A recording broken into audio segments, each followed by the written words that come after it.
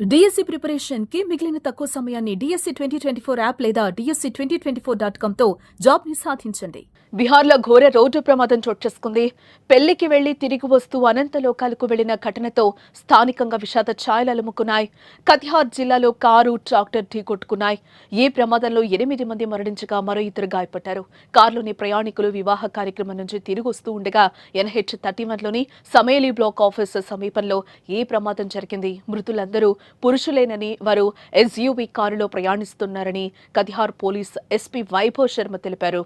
ముందు నుంచి వస్తున్న ట్రాక్టర్ను కారు ఢీకొట్టడంతో ఏ ప్రమాదం జరిగిందని ఆయన చెప్పారు. మరోపక్క సమాచారం అందిన వెంటనే సంఘటన స్థలానికి చేరుకున్న పోలీసులు క్షతగాత్రులను సమీపంలోని ప్రభుత్వ ఆసుపత్రికి తరలించారు. ఈ ప్రమాదంలో అక్కడికక్కడే 8 మంది మరణించినట్లుగా వైద్యులు ప్రకటించారు. ఈ ప్రమాదంలో గాయపడిన 2 వ్యక్తులు ఆసుపత్రిలో చికిత్స పొందుతున్నారు. మృతులను గుర్తించడానికి ప్రయత్నాలు జరుగుతున్నాయని పోలీసులు తెలిపారు. ప్రాథమిక సమాచారం ప్రకారం మృతులందరూ సుపాల్ జిల్లా నివాసితులుగా తెలుస్తోంది. మృతదేహాలను పోస్టుమార్టం కోసం ఆసుపత్రికి పంపారు. ఘటనపై కేసు నమోదు చేసుకున్న పోలీసులు దర్యాప్తు ప్రారంభించినట్లుగా తెలిపారు.